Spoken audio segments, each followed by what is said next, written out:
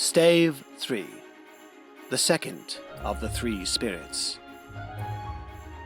Awaking in the middle of a prodigiously tough snore, and sitting up in bed to get his thoughts together, Scrooge had no occasion to be told that the bell was again upon the stroke of 1.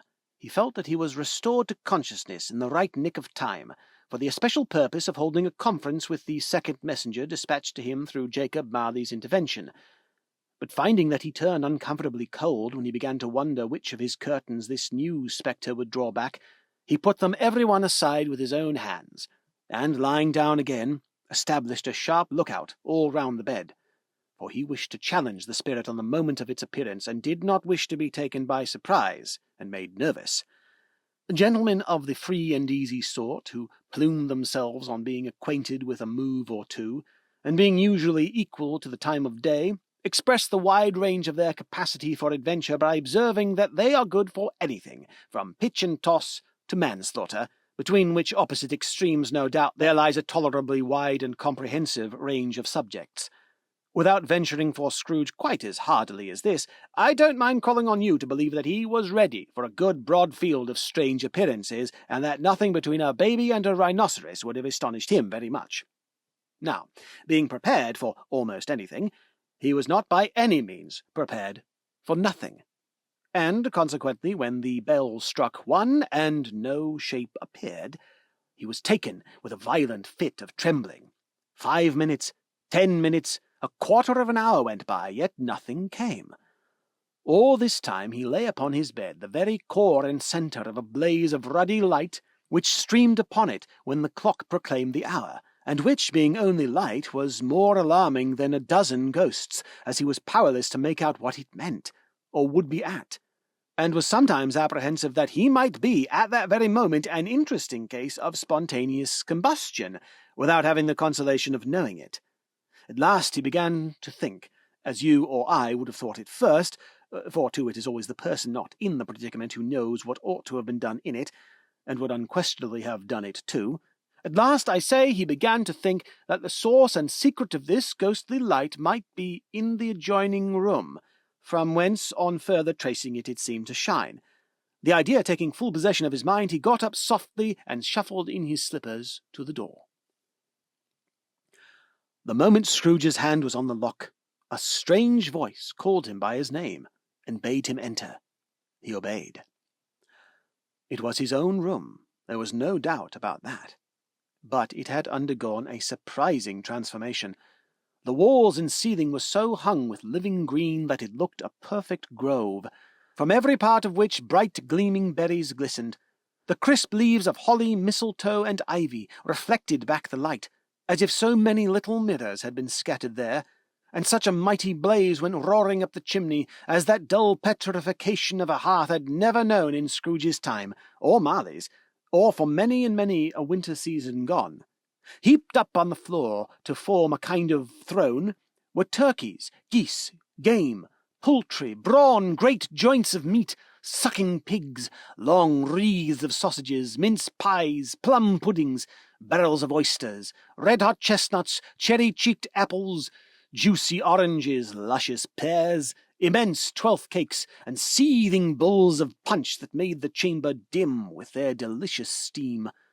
In easy state upon this couch there sat a jolly giant, glorious to see, who bore a glowing torch in shape not unlike Plenty's horn, and held it up, high up, to shed its light on Scrooge as he came peeping round the door. "Come in!" exclaimed the ghost. "Come in and know me better, man!" Scrooge entered timidly and hung his head before this spirit. He was not the dogged Scrooge he had been, and though the spirit's eyes were clear and kind, he did not like to meet them. "I am the ghost of Christmas present," said the spirit. "Look upon me." Scrooge reverently did so. It was clothed in one simple green robe or mantle, bordered with white fur. This garment hung so loosely on the figure that its capacious breast was bare, as if disdaining to be warded or concealed by any artifice. Its feet, observable beneath the ample folds of the garment, were also bare, and on its head it wore no other covering than a holly wreath, set here and there with shining icicles. Its dark brown curls were long and free as its genial face, its sparkling eye, its open hand, its cheery voice, its unconstrained demeanour, and its joyful air. Girded round its middle was an antique scabbard, but no sword was in it, and the ancient sheath was eaten up with rust. "You have never seen the likes of me before," exclaimed the spirit. "Never," Scrooge made answer to it. "Have never walked forth with the younger members of my family, meaning, for I am very young, my elder brothers born in these later years?" pursued the phantom. "I don't think I have," said Scrooge. "I am afraid I have not.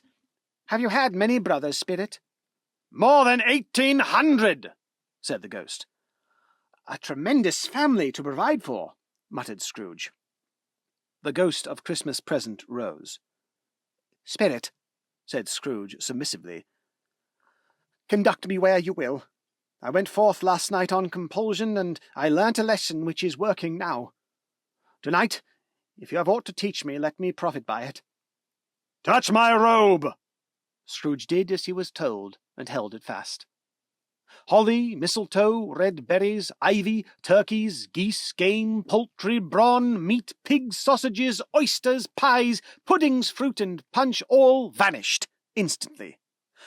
So did the room, the fire, the ruddy glow, the hour of night, and they stood in the city streets on Christmas morning, where, for the weather was severe, the people made a rough but brisk and not unpleasant kind of music, in scraping the snow from the pavement in front of their dwellings, and from the tops of their houses, whence it was mad delight for the boys to see it come plumping down into the road below, and splitting into artificial little snowstorms.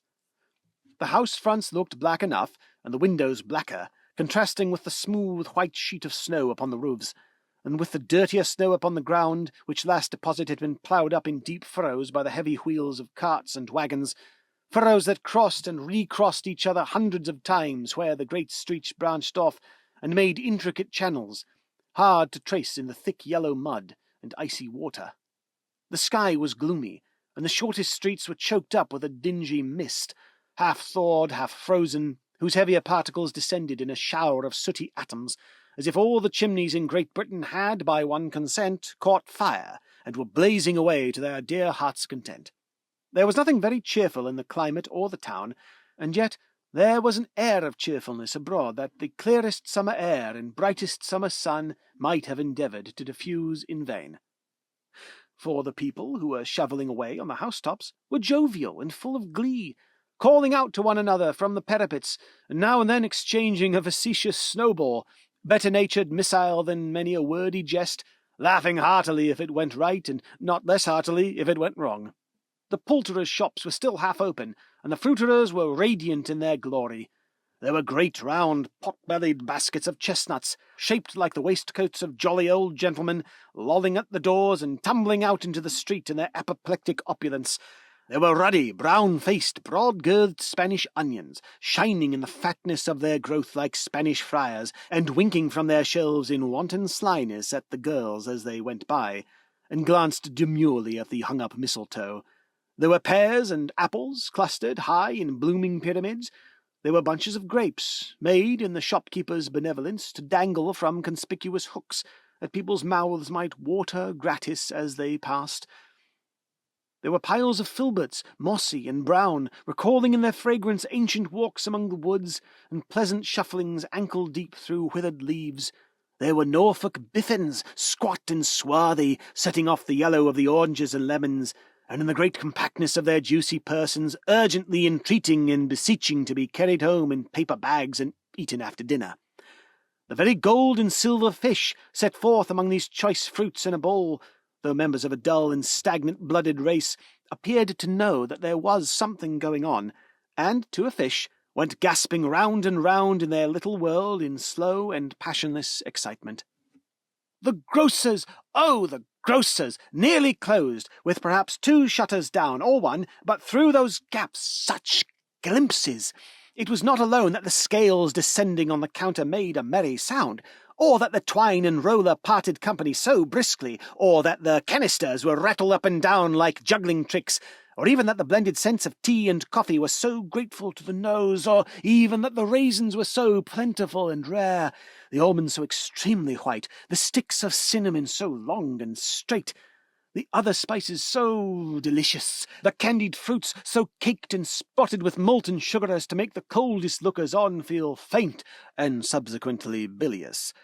Nor was it that the figs were moist and pulpy, or that the French plums blushed in modest tartness from their highly decorated boxes, or that everything was good to eat and in its Christmas dress, but the customers were all so hurried and so eager in the hopeful promise of the day that they tumbled up against each other at the door, crashing their wicker baskets wildly, and left their purchases upon the counter and came running back to fetch them, and committed hundreds of the like mistakes, in the best humour possible, while the grocer and his people were so frank and fresh that the polished hearts with which they fastened their aprons behind might have been their own, worn outside for general inspection, and for Christmas doors to peck at if they chose. But soon the steeples called good people all to church and chapel, and away they came, flocking through the streets in their best clothes and with their gayest faces. And at the same time there emerged from scores of by-streets, lanes, and nameless turnings innumerable people carrying their dinners to the bakers' shops. The sight of these poor revellers appeared to interest the spirit very much, for he stood with Scrooge beside him in a baker's doorway, and taking off the covers as their bearers passed, sprinkled incense on their dinners from his torch. And it was a very uncommon kind of torch, for once or twice, when there were angry words between some dinner carriers who had jostled each other, he shed a few drops of water on them from it, and their good humour was restored directly, for, they said, it was a shame to quarrel upon Christmas Day. And so it was, God love it, so it was. In time the bells ceased, and the bakers were shut up, and yet there was a genial shadowing forth of all these dinners in the progress of their cooking, in the thawed blotch of wet above each baker's oven, where the pavement smoked as if its stones were cooking too. "Is there a peculiar flavour in what you sprinkle from your torch?" asked Scrooge. "There is. My own." "Would it apply to any kind of dinner on this day?" asked Scrooge. "To any kindly given. To a poor one most." "Why to a poor one most?" asked Scrooge. "Because it needs it most." "Spirit," said Scrooge, after a moment's thought, I wonder you, of all the beings in the many worlds about us, should desire to cramp these people's opportunities of innocent enjoyment." "Aye," cried the spirit. "You would deprive them of their means of dining every 7th day, often the only day on which they can be said to dine at all," said Scrooge. "Wouldn't you?" "Aye," cried the spirit. "You seek to close these places on the 7th day," said Scrooge, "and it comes to the same thing." "I seek!" exclaimed the spirit. "Forgive me if I am wrong. It has been done in your name, or at least that of your family," said Scrooge. "There are some upon this earth of yours," returned the spirit, "who lay claim to know us, and who do their deeds of passion, pride, ill will, hatred, envy, bigotry, and selfishness in our name, who are as strange to us and all our kith and kin as if they had never lived. Remember that, and charge their doings on themselves, not us." Scrooge promised that he would, and they went on, invisible, as they had been before, into the suburbs of the town. It was a remarkable quality of the ghost, which Scrooge had observed at the baker's, that notwithstanding his gigantic size, he could accommodate himself to any place with ease, and that he stood beneath a low roof quite as gracefully and like a supernatural creature as it was possible he could have done in any lofty hall. And perhaps it was the pleasure the good spirit had in showing off this power of his, or else it was his own kind, generous, hearty nature, and his sympathy with all poor men, that led him straight to Scrooge's clerk's, for there he went, and took Scrooge with him, holding to his robe, and on the threshold of the door the spirit smiled, and stopped to bless Bob Cratchit's dwelling with a sprinkling of his torch. Think of that! Bob had but 15 bob a week himself. He pocketed on Saturdays but 15 copies of his Christian name, and yet the ghost of Christmas present blessed his 4-roomed house. Then up rose Mrs. Cratchit, Cratchit's wife, dressed out but poorly in a twice-turned gown, but brave in ribbons, which are cheap and make a goodly show for sixpence. And she laid the cloth, assisted by Belinda Cratchit, second of her daughters, also brave in ribbons, while Master Peter Cratchit plunged a fork into the saucepan of potatoes, and getting the corners of his monstrous shirt-collar, Bob's private property, conferred upon his son and heir in honour of the day, into his mouth, rejoiced to find himself so gallantly attired, and yearned to show his linen in the fashionable parks. And now the two smaller Cratchits, boy and girl, came tearing in, screaming that outside the baker's they had smelt the goose, and known it for their own. And basking in luxurious thoughts of sage and onion, these young Cratchits danced about the table and exalted Master Peter Cratchit to the skies, while he, not proud, although his callers nearly choked him, blew the fire, until the slow potatoes bubbling up knocked loudly at the saucepan lid to be let out and peeled. "What has ever got your precious father, then?" said Mrs. Cratchit. "And your brother, Tiny Tim? And Martha warn't as late as Christmas Day by half an hour." "Here's Martha, mother," said a girl, appearing as she spoke. "Here's Martha, mother," cried the two young Cratchits. "Hurrah! There's such a goose, Martha!" "Why, bless your heart alive, my dear, how late you are!" said Mrs. Cratchit, kissing her a dozen times, and taking off her shawl and bonnet for her with officious zeal. "We'd a deal of work to finish up last night," replied the girl, "and had to clear away this morning, mother." "Well, never so mind as long as you are come," said Mrs. Cratchit. "Sit you down before the fire, my dear, and have a warm, Lord bless you." "No, no, there's father coming," cried the two young Cratchits, who were everywhere at once. "Hide, Martha, hide!" So Martha hid herself, and in came little Bob, the father, with at least 3 feet of comforter, exclusive of the fringe, hanging down before him, and his threadbare clothes darned up and brushed to look seasonable, and Tiny Tim upon his shoulder. Alas for Tiny Tim! He bore a little crutch, and had his limbs supported by an iron frame. "Why, where's our Martha?" cried Bob Cratchit, looking round. "Not coming," said Mrs. Cratchit. "Not coming?" said Bob, with a sudden declension in his high spirits, for he had been Tim's blood horse all the way from church, and had come home rampant. "Not coming? Upon Christmas Day?"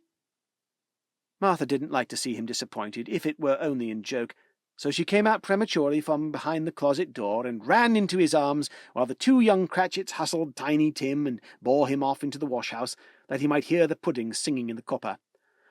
"And how did little Tim behave?" asked Mrs. Cratchit, when she had rallied Bob in his credulity, and Bob had hugged his daughter to his heart's content. "As good as gold," said Bob, "and better. Somehow he gets thoughtful sitting by himself so much, and he thinks the strangest things you ever heard. He told me coming home that he hoped people saw him in the church, because he was a cripple, and it might be pleasant to hear them remember upon Christmas Day who made lame beggars walk and blind men see."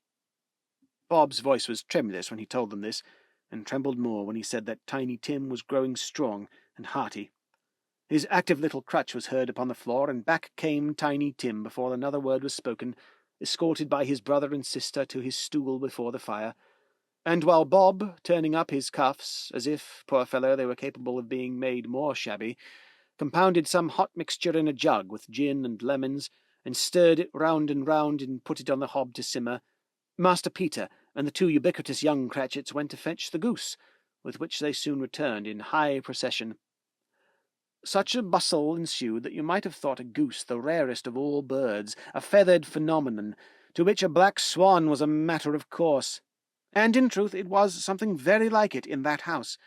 Mrs. Cratchit made the gravy, ready beforehand in a little saucepan, hissing hot. Master Peter mashed the potatoes with incredible vigour. Miss Belinda sweetened up the apple-sauce. Martha dusted the hot plates. Bob took Tiny Tim beside him in a tiny corner at the table. The two young Cratchits set chairs for everybody, not forgetting themselves, and mounting guard upon their posts, crammed spoons into their mouth, lest they should shriek for goose before their turn came to be helped. At last the dishes were set on, and grace was said. It was succeeded by a breathless pause, as Mrs. Cratchit, looking slowly all along the carving-knife, prepared to plunge it in the breast. But when she did, and when the long-expected gush of stuffing issued forth, one murmur of delight arose around all the board, and even Tiny Tim, excited by the two young Cratchits, beat on the table with the handle of his knife, and feebly cried, "Hurrah!" There never was such a goose. Bob said he didn't believe there ever was such a goose cooked. Its tenderness and flavour, size and cheapness were the themes of universal admiration. Eked out by applesauce and mashed potatoes, it was a sufficient dinner for the whole family. Indeed, as Mrs. Cratchit said with great delight, surveying one small atom of a bone upon the dish, they hadn't ate it all at last. Yet everyone had had enough, and the youngest Cratchits in particular were steeped in sage and onion to the eyebrows. But now, the plates being changed by Miss Belinda, Mrs. Cratchit left the room alone, too nervous to bear witness, to take the pudding up and bring it in. Suppose it should not be enough. Suppose it should break in turning out. Suppose somebody should have got over the wall of the backyard and stolen it while they were merry with the goose, a supposition at which the two young Cratchits became livid. All sorts of horrors were supposed. "Hallo! A great deal of steam! The pudding was out of the copper! A smell like a washing day! That was the cloth! A smell like an eating house, and a pastry cook's next door to each other, with a laundress's next door to that! That was the pudding! In half a minute Mrs. Cratchit entered, flushed, but smiling proudly, with the pudding.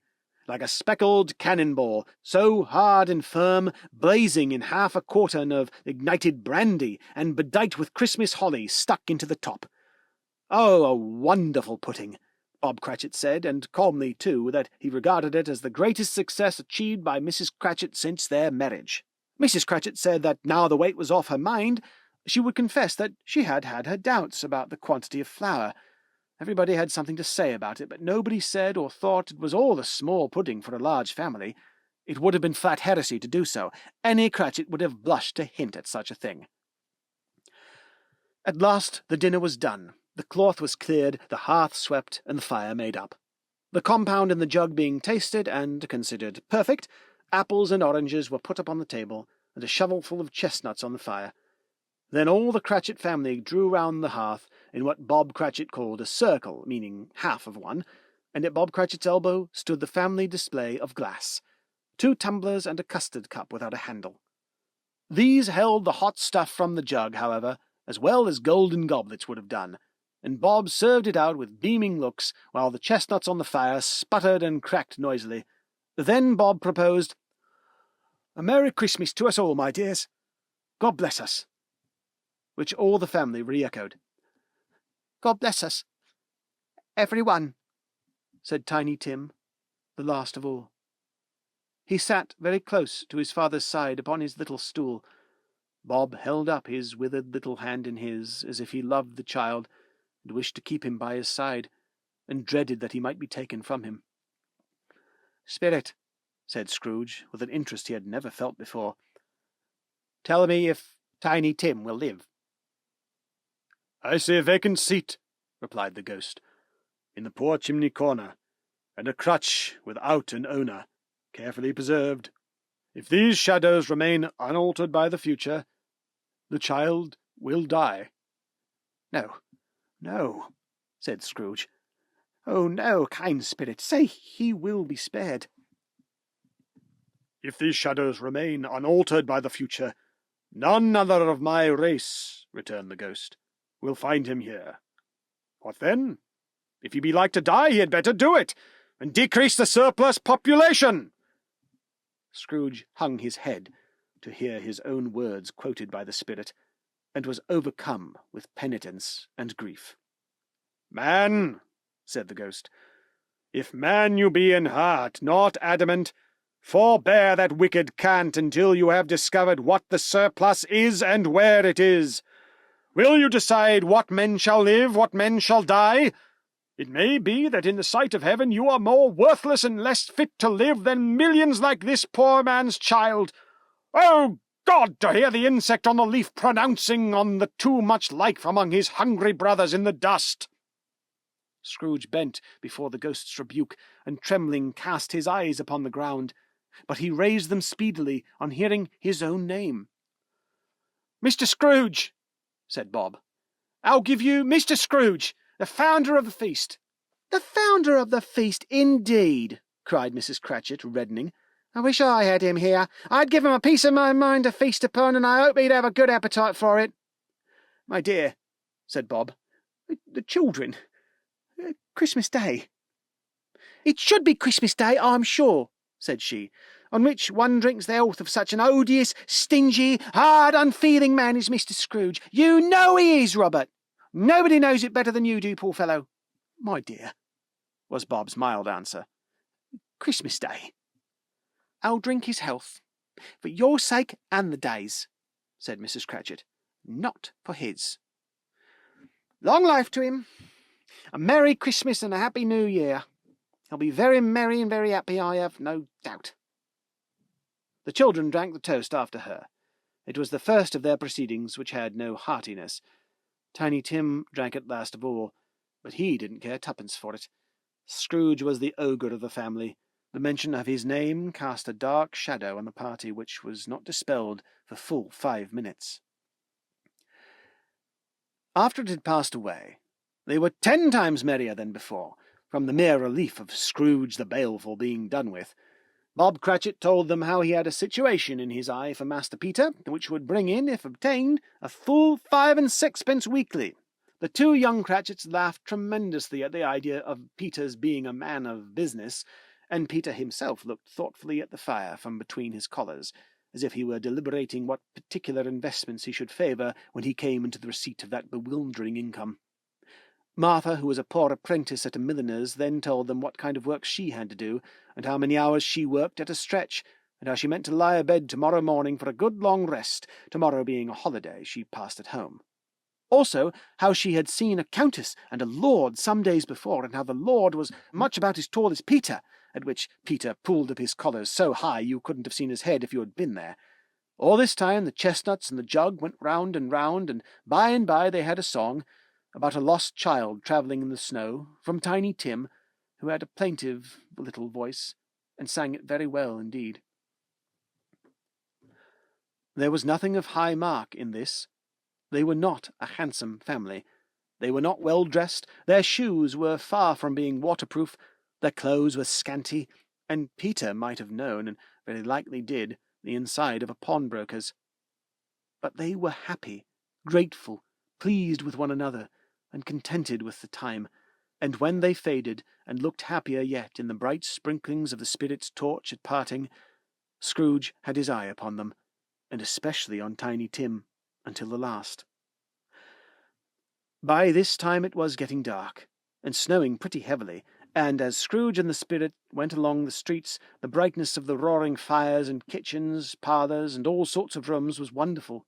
Here the flickering of the blaze showed preparations for a cosy dinner, with hot plates baking through and through before the fire, and deep red curtains ready to be drawn to shut out cold and darkness. There all the children of the house were running out into the snow to meet their married sisters, brothers, cousins, uncles, aunts, and be the first to greet them. Here again were shadows on the window blind of guests assembling, and there a group of handsome girls, all hooded and fur-booted, and all chattering at once, tripped lightly off to some near neighbour's house, where woe upon the single man who saw them enter, artful witches, well they knew it, in a glow. But if you had judged from the numbers of people on their way to friendly gatherings, you might have thought that no one is at home to give them welcome when they got there, instead of every house expecting company, and piling up its fires half-chimney high. Blessings on it, how the ghost exulted, how it bared its breadth of breast, and opened its capacious palm, and floated on, outpouring with a generous hand its bright and harmless mirth on everything within its reach. The very lamplighter, who ran on before, dotting the dusky street with specks of light, and who was dressed to spend the evening somewhere, laughed out loudly as the spirit passed, though little kenned the lamplighter that he had any company but Christmas. And now, without a word of warning from the ghost, they stood upon a bleak and desert moor, where monstrous masses of rude stone were cast about, as though it were the burial place of giants, and water spread itself wheresoever it listed, or would have done so, but for the frost that held it prisoner, and nothing grew but moss and furze and coarse rank grass. Down in the west the setting sun had left a streak of fiery red, which glared upon the desolation for an instant, like a sullen eye, and frowning lower, lower, lower yet, was lost in the thick gloom of darkest night. "What place is this?" asked Scrooge. "A place where miners live, who labour in the bowels of the earth," returned the spirit. "But they know me. See!" A light shone from the window of a hut, and swiftly they advanced towards it. Passing through the wall of mud and stone, they found a cheerful company assembled round a glowing fire. An old man and woman, with their children and their children's children, and another generation beyond that, all decked out gaily in their holiday attire. The old man, in a voice that seldom rose above the howling of the wind upon the barren waste, was singing them a Christmas song. It had been a very old song when he was a boy, and from time to time they all joined in the chorus.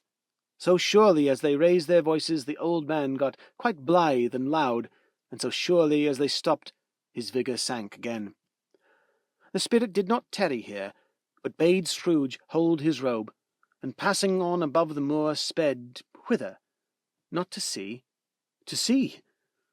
To Scrooge's horror, looking back, he saw the last of land, a frightful range of rocks behind them, and his ears were deafened by the thundering of water as it rolled and roared and raged among the dreadful caverns it had worn, and fiercely tried to undermine the earth.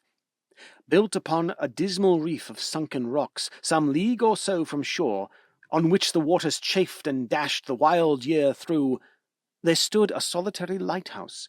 Great heaps of seaweed clung to its base, and storm-birds, born of the wind one might suppose, as seaweed of the water, rose and fell about it, like the waves they skimmed. But even here, two men who watched the light had made a fire, that through the loophole in the thick stone wall shed out a ray of brightness on the awful sea. Joining their horny hands over the rough table at which they sat, they wished each other Merry Christmas in their can of grog, and one of them, the elder too, with his face all damaged and scarred by hard weather, as the figurehead of an old ship might be, struck up a sturdy song that was like a gale in itself. Again the ghost sped on, above the black and heaving sea, on, until, being far away, as he told Scrooge, from any shore, they lighted on a ship. They stood beside the helmsman at the wheel, the lookout in the bow, the officers who had the watch, dark ghostly figures in their several stations, but every man among them hummed a Christmas tune, or had a Christmas thought, or spoke below his breath to his companion of some bygone Christmas day, with homeward hopes belonging to it. And every man on board, waking or sleeping, good or bad, had had a kinder word for another on that day than on any day in the year, and had shared to some extent in its festivities, and had remembered those he cared for at a distance, and had known that they delighted to remember him. It was a great surprise to Scrooge, while listening to the moaning of the wind, and thinking what a solemn thing it was to move on through the lonely darkness over an unknown abyss, whose depths were secrets as profound as death. It was a great surprise to Scrooge, while thus engaged, to hear a hearty laugh. It was a much greater surprise to Scrooge to recognize it as his own nephew's, and to find himself in a bright, dry, gleaming room, with the spirit standing smiling by his side, and looking at that same nephew with approving affability. Laughed Scrooge's nephew. If you should happen by any unlikely chance to know a man more blessed in a laugh than Scrooge's nephew, all I can say is, I should like to know him too. Introduce him to me, and I'll cultivate his acquaintance. It is a fair, even-handed, noble adjustment of things that while there is an infection in disease and sorrow, there is nothing in the world so irresistibly contagious as laughter and good humour. When Scrooge's nephew laughed in this way, holding his sides, rolling his head, and twisting his face into the most extravagant contortions, Scrooge's niece by marriage laughed as heartily as he, and their assembled friends, being not a bit behindhand, roared out lustily. "He said that Christmas was a humbug, as I live," cried Scrooge's nephew. "He believed it, too." "More shame for him, Fred," said Scrooge's niece indignantly. Bless those women, they never do anything by halves, they are always in earnest. She was very pretty, exceedingly pretty, with a dimpled, surprised-looking, capital face, a ripe little mouth that seemed made to be kissed, as no doubt it was, all kinds of good little dots about her chin that melted into one another when she laughed, and the sunniest pair of eyes you ever saw in any little creature's head. Altogether she was what you would have called provoking, you know, but satisfactory, too. Oh, perfectly satisfactory. "He's a comical old fellow," said Scrooge's nephew. "That's the truth, and not so pleasant as he might be. However, his offences carry their own punishment, and I have nothing to say against him." "I'm sure he is very rich, Fred," hinted Scrooge's niece. "At least you always tell me so." "What of that, my dear?" said Scrooge's nephew. "His wealth is of no use to him. He don't do any good with it. He don't make himself comfortable with it. He hasn't the satisfaction of thinking that he's ever going to benefit us with it." "I have no patience with him," observed Scrooge's niece. Scrooge's niece's sisters and all the other ladies expressed the same opinion. "Oh, I have," said Scrooge's nephew. "I am sorry for him. I couldn't be angry with him if I tried. Who suffers by his ill whim? Himself, always. Here he takes it into his head to dislike us, and he won't come and dine with us. What's the consequence? He don't lose much of a dinner." "Indeed, I think he loses a very good dinner," interrupted Scrooge's niece. Everybody else said the same, and they must be allowed to have been competent judges, because they had just had dinner, and, with the dessert upon the table, were clustered round the fire by lamplight. "Well, I'm very glad to hear it," said Scrooge's nephew, "because I haven't great faith in these young housekeepers. What do you say, Topper?"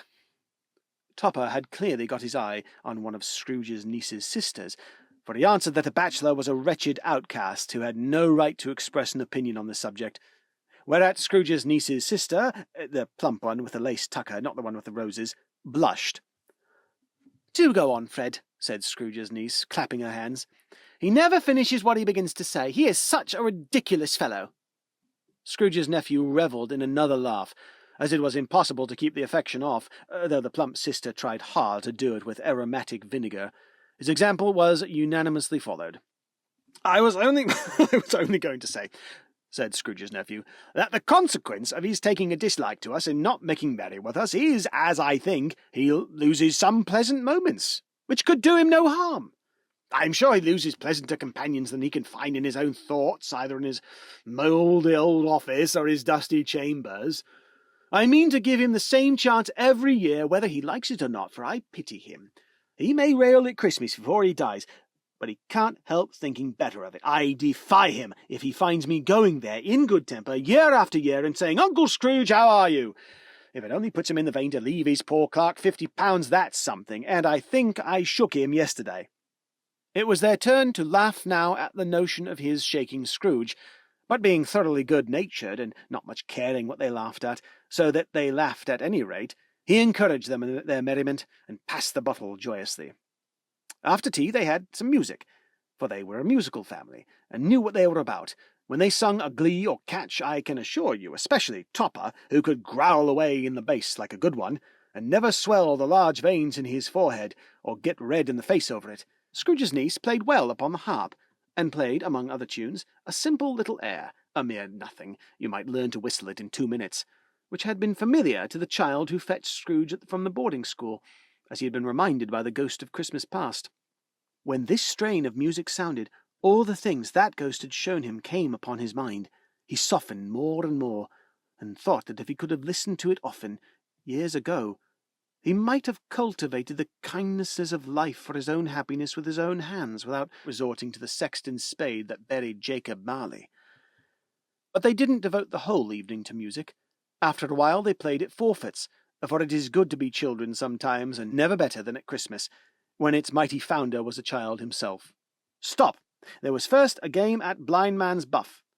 Of course there was, and I no more believe Topper was really blind than I believe he had eyes in his boots. My opinion is that it was a done thing between him and Scrooge's nephew, and that the ghost of Christmas present knew it. The way he went after that plump sister in the lace tucker was an outrage of the credulity of human nature. Knocking down the fire-irons, tumbling over the chairs, bumping against the piano, smothering himself among the curtains. Wherever she went, there went he. He always knew where the plump sister was. He wouldn't catch anybody else. If you had fallen up against him, as some of them did, on purpose, he would have made a feint of endeavouring to seize you, which would have been an affront to your understanding, and would instantly have sidled off in the direction of the plump sister. She often cried out that it wasn't fair, and it really was not. But when at last he caught her, when, in spite of all her silken rustlings and her rapid flutterings past him, he got her into a corner whence there was no escape, then his conduct was the most execrable. For his pretending not to know her, his pretending that it was necessary to touch her headdress, and further to assure himself of her identity by pressing a certain ring upon her finger and a certain chain about her neck, was vile, monstrous. No doubt she told him her opinion of it, when, another blind man being in office, they were so very confidential together, behind the curtains. Scrooge's niece was not one of the blind man's buff party, but was made comfortable with a large chair and a footstool, at a snug corner, where the ghost and Scrooge were close behind. But she joined in the forfeits, and loved her love to admiration with all the letters of the alphabet. Likewise at the game of how, when, and where she was very great, and to the secret joy of Scrooge's nephew beat her sisters hollow, though they were sharp girls too, as Topper could have told you. There might have been 20 people there, young and old, but they all played, and so did Scrooge, for wholly forgetting in the interest he had in what was going on, that his voice made no sound in their ears. He sometimes came out with his guess quite loud, and very often guessed quite right, too, for the sharpest needle, best Whitechapel, warranted not to cut in the eye, was not sharper than Scrooge, blunt as he took it in his head to be. The ghost was greatly pleased to find him in this mood, and looked upon him with such favour that he begged like a boy to be allowed to stay until the guest departed. But this the spirit said could not be done. "Here is a new game," said Scrooge. "1 half-hour, spirit, only one." It was a game called Yes and No, where Scrooge's nephew had to think of something, and the rest must find out what, he only answering to their questions yes or no, as the case was. The brisk fire of questioning to which he was exposed elicited from him that he was thinking of an animal. A live animal, rather a disagreeable animal, a savage animal, an animal that growled and grunted sometimes, and talked sometimes, and lived in London, and walked about the streets, and wasn't made a show of, and wasn't led by anybody, and didn't live in a menagerie, and was never killed in a market, and was not a horse, or an ass, or a cow, or a bull, or a tiger, or a dog, or a pig, or a cat, or a bear. At every fresh question that was put to him, this nephew burst into a fresh roar of laughter, and was so inexpressibly tickled that he was obliged to get up off the sofa and stamp. At last the plump sister, falling into a similar state, cried out, "I have found it out! I know what it is, Fred! I know what it is!" "What is it?" cried Fred. "It's your Uncle Scrooge!" Which it certainly was. Admiration was the universal sentiment, though some objected that the reply to "Is it a bear?" ought to have been yes, inasmuch as an answer in the negative was sufficient to have diverted their thoughts from Mr. Scrooge, supposing they had ever had any tendency that way. "He has given us plenty of merriment, I'm sure," said Fred, "and it would be ungrateful not to drink his health. Here is a glass of mulled wine ready to our hand at the moment, and I say, Uncle Scrooge!" "Well, Uncle Scrooge!" they cried. "A Merry Christmas and a Happy New Year to the old man, whatever he is," said Scrooge's nephew. "He wouldn't take it from me, but may he have it nevertheless, Uncle Scrooge!" Uncle Scrooge had imperceptibly become so gay and light of heart that he would have pledged the unconscious company in return, and thanked them in inaudible speech, if the ghost had given him time. But the whole scene passed off in the breath of the last words spoken by his nephew, and he and the spirit were again upon their travels. Much they saw, and far they went, and many homes they visited, but always with a happy end. The spirit stood beside sick beds, and they were cheerful. On foreign lands, and they were close at home. By struggling men, and they were patient in their greater hope. By poverty, and it was rich. In almshouse, hospital, and jail, in misery's every refuge, where vain man in his little brief authority had not made fast the door and barred the spirit out, and he left his blessing, and taught Scrooge his precepts. It was a long night, if it were only a night. But Scrooge had his doubts, because the Christmas holidays appeared to be condensed into the space of time they passed together. It was strange, too, that while Scrooge remained unaltered in his outward form, the ghost grew older, clearly older. Scrooge had observed this change, but never spoke of it, until they left a children's Twelfth Night party, when, looking at the spirit as they stood together in an open place, he noticed that its hair was grey. "Are spirits' lives so short?" asked Scrooge. "My life upon this globe is very brief," replied the ghost. "It ends tonight." "Tonight!" cried Scrooge. "Tonight at midnight." Hark, the time is drawing near. The chimes were ringing the 11:15 at that moment. Forgive me if I am not justified in what I ask, said Scrooge, looking intently at the spirit's robe. But I see something strange and not belonging to yourself protruding from your skirts. Is it a foot or a claw? It might be a claw, for the flesh there is upon it, was the spirit's sorrowful reply. Look here. From the foldings of its robe it brought 2 children, wretched, abject, frightful, hideous, miserable. They knelt down at its feet and clung upon the outside of its garment. "Oh, man! Look here! Look down here!" exclaimed the ghost. They were a boy and girl, yellow, meagre, ragged, scowling, wolfish, but prostrate, too, in their humility. Where graceful youth should have filled their features out and touched them with its freshest tints, a stale and shriveled hand, like that of age, had pinched and twisted them, and pulled them into shreds. Where angels might have sat enthroned, devils lurked, and glared out, menacing. No change, no degradation, no perversion of humanity in any grade through all the mysteries of wonderful creation, as monsters half so horrible and dread. Scrooge started back, appalled. Having them shown to him in this way, he tried to say they were fine children, but the words choked themselves rather than be parties to a lie of such enormous magnitude. Spirit, are they yours? Scrooge could say no more. "They are man's," said the spirit, looking down upon them.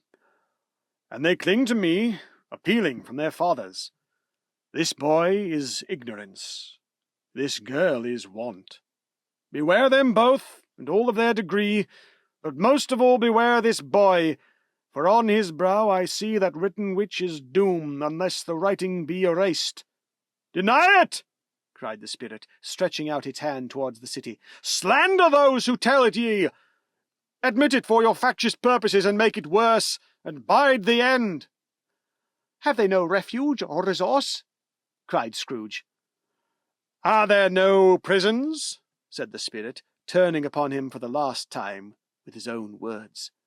"Are there no workhouses?" The bell struck 12. Scrooge looked about him for the ghost, and saw it not.